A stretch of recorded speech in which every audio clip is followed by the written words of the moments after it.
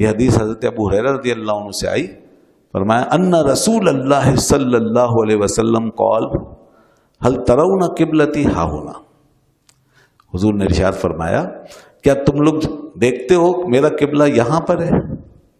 کیا تم لوگ یہ سمجھتے ہو کہ میرا قبلہ یہاں پر ہے؟ یعنی میں ادھر ہی دیکھتا ہوں اور اسی کی طرف متوجہ رہتا ہوں۔ قبلے کا مطلب ہے جس کی طرف توجہ ہو آدمی۔ تو کیا تم یہ سمجھتے ہو کہ میری توجہ ادھر ہی رہتی ہے؟ واللہ ما یخفی علی رکوعکم ولا خشوع، اللہ کی قسم مجھ پر نہ تمہارا رکوع پوشیدہ رہتا ہے نہ خشوع۔ اللہ، یعنی یہ نہ سمجھنا کہ میں تمہاری طرح اگر اس طرح رخ کیے ہوئے ہوں تو مجھے بس یہیں پر ہی میں ہو کر رہ گیا ہوں، پیچھے کی مجھے کوئی خبر نہیں ہے۔ نہیں، یہ نبی کی شان ہے۔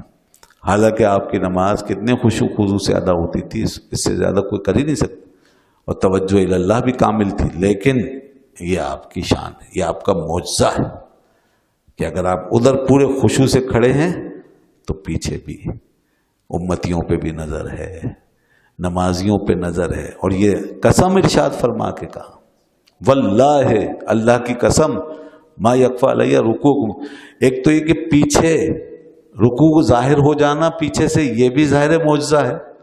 ہمارے ساتھ تو یہ بھی نہیں ہو سکتا بالکل، حالانکہ رکوع ظاہر میں ہے، لیکن اس کے اوپر ایک بات اور فرمائی، ولا خشوعکم، وہ چیز جو ہم کسی کو دیکھ کر بھی نہ دیکھ سکیں، فرمایا مجھ پر تمہارا خشوع بھی پوشیدہ نہیں۔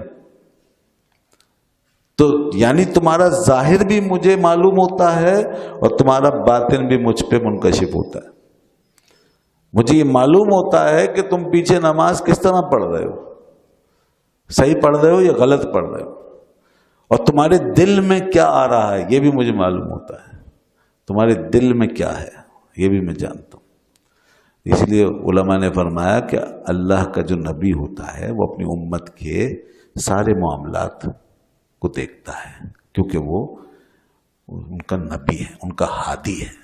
نبی جو ہیں مرشد ہیں، ہمارے ہادی ہیں، وہ ہمارے لیے مبعوث کیے گئے، انہیں بھیجا گیا تاکہ ہم ان کی نگاہوں میں رہیں۔ اس لیے امت کے اعمال، اور یہ اس لیے بھی کہ حضور اپنی امت کے عمل میں کمی دیکھیں تو ان کی اصلاح فرمائیں، ان کے لیے دعا فرمائیں، اور ان کے ترقی درجات کے لیے کوشش فرمائیں، اور شفاعت کا کیس ہے تو شفاعت فرمائیں۔ یہ سب کچھ جو ہے وہ جاری رہتا ہے سلسلہ۔ اس کے لیے ان کے حال پر اطلاع ضروری ہے۔ اگر اطلاع نہیں ہوگی اور نبی بالکل بے خبر ہوگا تو پھر یہ سب کچھ کیسے ملے گا امت کو؟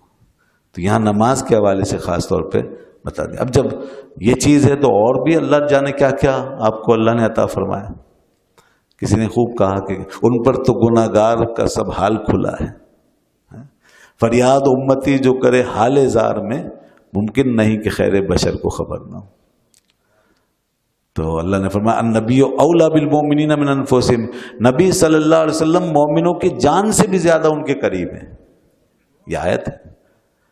اور وما ارسلناک الا رحمۃ للعالمین، کہ ہم نے آپ کو نہیں بھیجا مگر سارے جہانوں کے لیے رحمت بنا کر۔ تو اب اللہ نے کیا کچھ نہیں دیا ہوگا، سارے جہانوں کی رحمت، جب جہانوں کو سب کو فائدہ پہنچ رہا ہے آپ کی ذات سے۔ تو اس لیے یہاں جناب زبان نہیں کھولنی چاہیے اور ایسی باتیں نہیں کرنی چاہیے کہ کیا تھا کیا نہیں تھا، کتنا تھا معاملہ کتنا نہیں تھا، یہ چیزیں نہیں۔ بس اللہ نے انہیں بہت کچھ عطا فرمایا جو کسی کے وہم و گمان میں بھی نہیں آ سکتا، وہ اللہ نے اپنے حبیب کو عطا فرمایا۔ تو فرمایا مجھ پر نہ تمہارا رکوع پوشیدہ نہ خشوع، اور یہ تو حضور کی شان ہے، حضور کے امتیوں کی، حضور کے غلاموں کی شانیں دیکھیں آپ، ان کا بھی بڑا عجیب حال۔ ہم کتابیں بھری پڑھی ہیں، اٹھا کے دیکھیں، یہ تو اللہ کے محبوب ہیں، آپ تو اللہ کے محبوب ہیں، اللہ کے نبی ہیں، آپ کے صدقے میں امت کو کیا کیا مل چکا ہے۔ آدمی اسی کو دیکھ لے تو اسے سمجھ آ جائے کہ جس نبی کی امت ایسی ہے اس امت کا نبی کیسے ہوگا۔ یہ حضرت شیخ محقق شاہ عبدالحق محدث دہلوی رحمۃ اللہ علیہ لکھا۔ ملتان کے علاقے میں ایک مسجد میں ایک افغانستان سے ایک بزرگ آئے، غالباً ان کا نام حسن افغان لکھا ہوا ہے. تو وہ سیاحت کرتے ہوئے جا رہے تھے, مسجد آ گئی, نماز کے لیے اندر داخل ہو گئے. اب جب نماز میں کھڑے ہوئے, نماز پڑھ لی, امام صاحب آگے نماز پڑھا رہے تھے اور وہ پیچھے نماز پڑھ رہے تھے.